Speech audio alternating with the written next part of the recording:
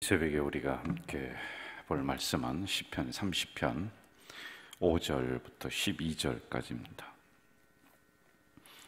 시편 30편 5절부터 12절 우리 한 절씩 교독하도록 하겠습니다. 5절부터입니다. 그의 노염은 잠깐이요 그의 은총은 평생이로다.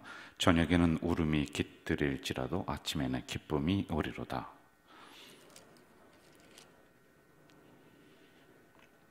여호와여, 주의 은혜로 나를 산같이 굳게 세우셨더니 주의 얼굴을 가리심에 내가 근심하였나이다. 내가 무덤에 내려갈 때 나의 피가 무슨 유익이 있으리요? 진토가 어떻게 주를 찬양하며 주의 진리를 선포하리이까?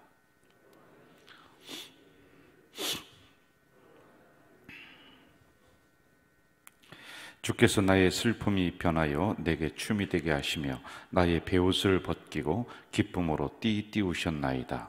이는 잠잠하지 아니하고 내 영광으로 주를 찬송하게 하심이니 여호와 나의 하나님이여 내가 주께 영원히 감사하리이다. 아멘. 다윗의 시편 30편 5절부터 우리가 또 새벽에 묵상을 합니다.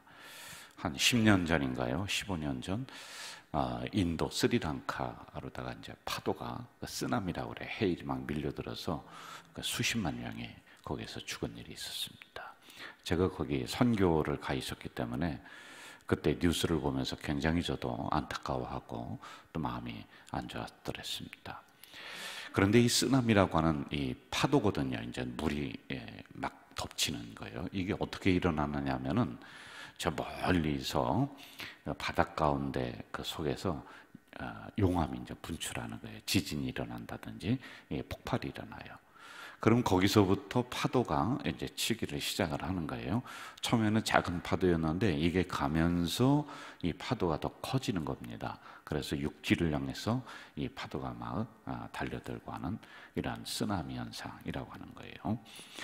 여러분, 이것을 나비 효과 이렇게 설명을 하기도 합니다. 이게 무슨 얘기냐면은 저 부산 앞바다에서 나비가 이제 날개짓을 이렇게 해요. 그럼 그게 무슨 그 힘이 있고 무슨 영향이 있겠습니까?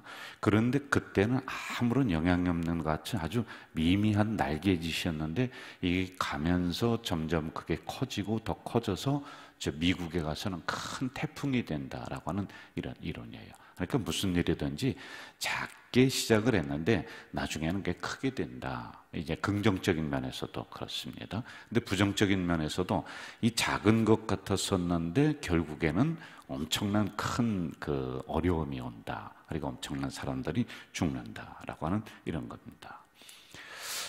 며칠 전에, 몇 주 전인가요? 저 중국에 보니까 그 얼마 동안, 잠깐 동안 비가 왔습니다. 그런데 그 터널 속으로 차가 막 다니다가 더 이상 그 앞에 전진할 수가 없어요. 터널 속으로 차가 많이 들어가 있는데 차가 꽉 찼어요. 근데 거기로다가 물이 잠깐 사이에 그냥 다 차버린 거예요. 그래서 수천 명이 죽었다. 이런 뉴스도 나왔습니다. 그게 잠깐이거든요. 잠깐. 그런데 요 잠깐이라고 하는 사이에 수십만 명이 죽고 수만 명이 죽고 수천 명이 죽어요. 여러분, 지진이 일어날 때 저는 그것을 뭐 크게 경험은 하지는 못했습니다. 그런데 우리도 가끔 땅이 이렇게 흔들리는 그런 때가 있어요. 그런데 저 일본이라든지 그런데 지진 일어나는 뉴스를 보면은 잠깐 몇 초 동안 땅이 흔들립니다. 근데 건물이 다 무너져 버리는 거예요. 그 잠깐이다라고 하는 거예요. 자, 5절로 한번 좀 가보겠습니다. 5절. 같이 읽어볼까요? 그의 노염은 잠깐이요 그의 은총은 평생이로다. 저녁에는 울음이 깃들일지라도 아침에는 기쁨이 오리로다. 그의 노염은 잠깐이다. 잠깐이에요. 여러분, 이 의미가 뭐냐 하면은, 자 보세요. 우리가 자연적인 재해도 잠깐 동안 땅이 흔들리는데 수만 명이 죽어요. 잠깐 동안 비가 오는데 수천 명이 그 물속에 잠깁니다. 그리고 잠깐 동안 바다에서 폭발이 일어나는데 그게 수십만 명을 죽이는 일이 일어나는 거예요. 자, 이렇게 자연적인 재해도 잠깐인데 이 정도의 엄청난 큰 위력을 가지고 있단 말이에요. 그런데 하나님의 노여움이 만약 우리에게 하루 동안 일어난다, 이 인류에게 하루 동안 일어난다, 그럼 여러분 이 인류는 살지를 못합니다. 그러니까 우리는 하나님의 노여움의 대상이 아니라 하나님의 은총으로 살아가는 그런 말입니다. 하나님이 화를 발하신다, 이름하고 하나님이 우리에게 심판을 내리신다. 그런데 그게 여러분 이틀이 되고 3일이 되고 한 달이 된다, 우리는 살 수가 없는 거예요. 고난은 잠깐이에요. 어려움은 잠깐이에요. 그런데 사방이 하나님의 은혜야. 그래서 우리는 은혜로 살아가는 존재들이다라고 하는 겁니다. 대신 하나님께서는 여러분과 저를 대하실 때 어떻게 대하시느냐? 고난의 매가 아니라 은총의 사랑으로 우리를 돌보시는 분이 바로 하나님이시다라고 하는 겁니다. 여러분, 이것을 우리가 새벽에 꼭 기억해야 돼요. 5절에 있는 말씀이 이 시편 30편의 핵심이란 말입니다. 하나님의 은총은 평생 동안 우리를 따라다니는 거예요. 그런데 이렇게 생각하는 분이 있어요. 그래도 목사님, 이 고난이 어렵고 힘듭니다. 맞습니다. 그런데 이런 측면으로 한번 좀 생각을 해보세요. 여러분, 산모가 아기를 출산을 해요. 힘들지요? 어렵지요? 아프지요? 통증이 아주 보통이 아니라고 합니다.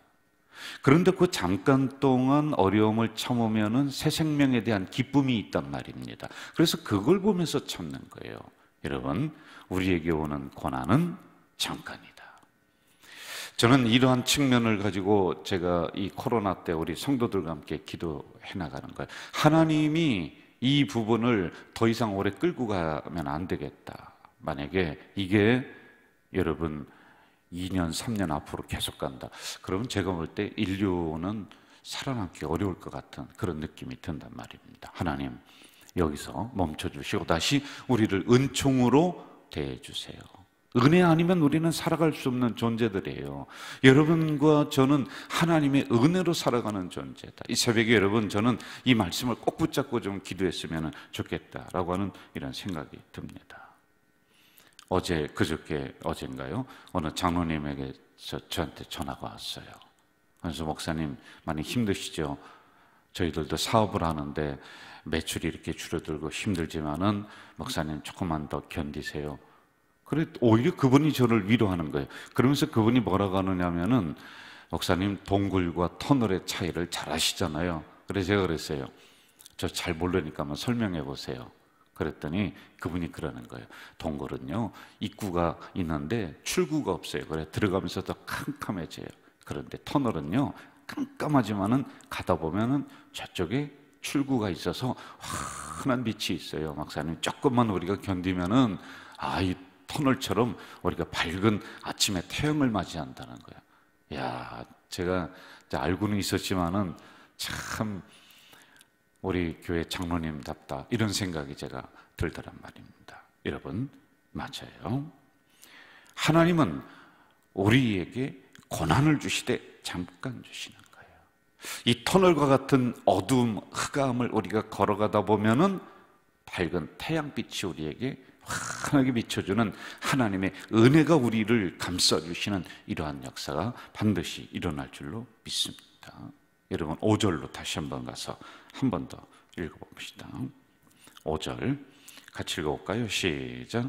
그의 노염은 잠깐이요 그의 은총은 평생이로다. 저녁에는 울음이 깃들일지라도 아침에는 기쁨이 오리로다. 할렐루야. 저녁에는 어떻게 해요? 울음이, 아침에는 기쁨이. 저는 이 역사가 여러분에게 있기를 주의 이름으로 축원합니다. 그래서 우리에게 오는 고난은 잠깐이다. 왜? 이거 길어지면은 우리 못 살아가요.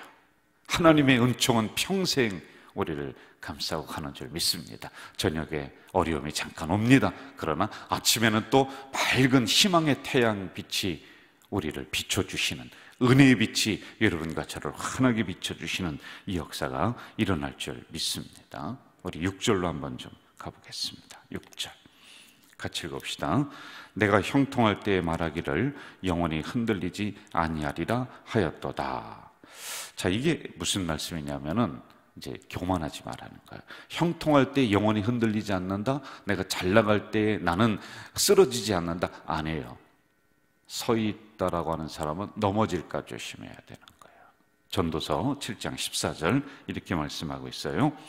형통한 날에는 기뻐하고 곤고한 날에는 생각하라. 이 두 가지를 인생 속에 병행하게 하셨다. 형통함과 곤고함이 왔다 갔다 한다는 거예요. 여러분의 앞길이 그냥 환한 태양빛만 내리쬐고 그리고 넓은 대로만 있고 그냥 햇빛만 쨍쨍 일어난다. 그럼 어떻게 되느냐? 사막이 일어나요. 사막. 비도 와야 되는 거예요. 바람도 불어야 되는 거예요. 이 두 가지를 인생 속에 함께 놨다는 거예요. 그러므로 여러분 형통할 때 어떻게 하느냐? 너무 교만하지 마세요. 권고할 때 너무 그냥 풀 죽어서 인생 다 끝났다는 듯이 그렇게 하지 말라는 것입니다. 이 두 가지가 우리 인생 속에 함께 일어난다라고 하는 겁니다. 다윗 여러분 압살롬이라고 하는 이 아들 낳고서요 사람들 앞에 잔치하고 야 아들 얼마나 잘생겼냐 참 하나님이 이렇게 귀한 아들을 주셨다. 그런데요 그 안에 권고함을 주셨어요. 뭐냐 이 아들이 자랑거리가 아니라 나중에는 처음에는 자랑이었는데요 나중에 칼을 들고 아버지를 향해 달려드는 거예요. 여러분 그러므로 너무 교만하지 말고 너무 풀죽지 말아야지만이 된다는 겁니다. 어떤 큰 부자가 말을 샀어요. 아주 좋은 말을 샀어요. 그래서 막 기쁩니다. 야, 이 말이 얼마나 그냥 튼튼하고 좋은지 그래서 막 기뻐했어요. 그랬더니 어느 현자가 그 선생님이 있다가 너무 기뻐하지 마라. 곤고함이 또 어려움이 있을 수도 있다. 그런데 이 말을 타다가 아들이 그만 뚝 떨어져서 다리가 뚝 부러졌어요. 아이고 하면서 그냥 코가 석자가 쑥 빠졌어요. 그러니까 그 선생님이 이따 또 뭐라고 하냐면 너무 슬퍼하지 마. 이것 때문에 또 오히려 기쁜 일이 일어날 수가 있어. 그런데 조금 있다 전쟁이 일어났는데 이 전쟁에 이 젊은 장정들을 축출해서 이제 가서 전쟁하는 거기에 면제가 되고 하는 이런 일이 일어났다는 겁니다. 여러분, 이 두 가지 일을 하나님이 인생 속에 병행하게 하셨다라고 하는 겁니다. 그러므로 잘 될 때 교만하지 말고 못 될 때 너무 풀죽지 마라라고 하는 거예요. 저는 사업이 좀 잘 되는 분들도 제가 신방을 갑니다. 그런데 처음에 어려웠어요. 그런데 점점 잘 돼요. 그런데 처음에는 참 얼마나 사람이 겸손한지 몰라요. 그런데요 제가 목사가 눈치가 백단이에요. 가서 신방하면서 기도 딱 하면서 보면은요, 아, 이분이 마음속에 교만이 올라왔구나. 약간 무시를 하는 그런 경향들이 있단 말이에요. 예배 드려주면서 무시당할 이유가 뭐가 있지? 뭐 제가 무슨 돈 받으러 간 것도 아니고 복 빌어주러 가고 기도해 주러 갔는데 그러면서 드는 생각이 어떤 생각이 드냐면 그게 사업에 어려움이 오겠구나. 이런 생각이 든단 말입니다. 여러분 항상 교만하면 안 돼요. 겸손하게 낮아지세요. 일이 잘 풀린다. 그럴 때 더 겸손해야 돼요. 그럴 때 우리가 더 낮아져서 하나님 말씀 붙잡고 은혜 아니면 내가 살 수 없습니다. 이 마음으로 우리가 나가야지만이 된다는 겁니다. 자, 7절로 한번 좀 가봅시다. 7절 같이 읽어봅시다. 시작. 여호와여 주의 은혜로 나를 산같이 굳게 세우셨더니 주의 얼굴을 가리심에 내가 근심하였나이다. 은혜로 우리를 굳건하게 세우시는 하나님, 할렐루야. 만약에 하나님이 얼굴을 가리신다, 응답이 없다, 은혜를 걷어가신다, 우리는 한 발자국도 살아갈 수 없는 존재들이다 라고 하는 겁니다. 제가 설교합니다. 여러분이 눈 똑바로 뜨시고 끄덕거리시고 들어주시면 기분 좋아요. 왜? 내 이야기를 듣고 있구나. 나를 쳐다보고 있구나. 그런데 저를 보지 않으면은 제가 벽에다 대고 설교하는 것 같아요. 응답해 주시니까, 반응하니까. 우리가 여러분 새벽에 하나님 하고 부르짖을 때 하나님이 응답의 문을 열고 아이고 우리 누가 와서 이렇게 기도하는구나 라고 우리의 소리에 응답해 주시고 나의 작은 신음에 귀를 기울여 주실 때 여러분 얼마나 우리가 그 하나님 은혜에 감사합니까? 그런데 하나님이 얼굴을 가리시고 은혜를 걷어가신다. 여러분의 인생은 사막이에요. 어렵습니다. 이 기도하는 거예요. 하나님 저를 은혜로 대해주세요. 얼굴을 가리지 마시고 하나님, 제 신음소리에, 기도소리에 응답해 주세요. 응답하시는 하나님이시다 라고 하는 겁니다. 저는 여러분들이 교만한 자리에서 내려오셔서 겸손하게 무릎 꿇으시면은 하나님이 여러분의 신음소리에 귀를 여시고 마음을 여시고 응답의 문을 여시는 이 새벽이 될 줄로 믿습니다. 자, 10절과 11절로 가면서 마무리하도록 할게요. 10절, 11절 같이 한번 읽읍시다. 여호와여 들으시고 내게 은혜를 베푸소서. 여호와여 나를 돕는 자가 되소서 하였나이다. 주께서 나의 슬픔이 변하여 내게 춤이 되게 하시며 나의 베옷을 벗기고 기쁨으로 띄우셨나이다. 할렐루야. 은혜라고 하는 단어가 얼마나 많이 나오는지 모릅니다. 여러분 속으로 따라하세요. 은혜 아니면 나는 살 수 없습니다. 은혜 아니면 우리는 살아갈 수가 없는 존재들이다. 구체적으로 11절에 그 은혜가 어떤 은혜냐? 슬픔을 변하게 하셔서 기쁨이 되게 하신다. 베옷을 벗기셔서 다시 기쁨의 옷을 입혀주시는 이 하나님의 구체적인 은혜. 여러분, 이 새벽에 저는 우리 공동체 식구들 속에, 여러분의 가정 속에 슬픔이 물러가길 주 이름으로 축원합니다. 베옷, 여러분 베옷은 언제 입어요? 나들이 할 때 입습니까? 잔치할 때 입어요? 사람 죽을 때 입는 거예요. 여러분, 이렇게 어두컴컴한 죽음이 여러분의 가정에서 물러가길 주 이름으로 축원합니다. 이 나라에서 물러가기를 주 이름으로 축원합니다. 그래서 우리가 다시 기쁨의 춤을 추는, 기쁨의 옷을 입혀주시는 이 역사가 이 새벽에 우리 공동체 식구들 속에 있기를 주 이름으로 축원합니다. 여러분, 이 새벽에 우리가 통성으로 기도하는데 은혜 아니면 나는 살아갈 수 없습니다. 은혜 아니면 나는 일어설 수 없습니다. 하나님, 다시 한번 은혜를 내 마음속에 충만하게 채워주시옵소서. 기도하세요. 그리고 슬픔이 베옷이 변하여서 기쁨이 되게 하신다. 기쁨의 춤을 추게 하신다. 응답의 옷을 입혀주시는 하나님이시다. 여러분, 이 말씀을 붙잡고 이 새벽에 우리 다 함께 통성으로 기도하도록 하겠습니다. 전능하신 아버지 하나님, 이 새벽에 연약한 저희들을 불러주시어서 다시 한번 하나님 말씀 속에 우리를 초대해 주시니 감사합니다.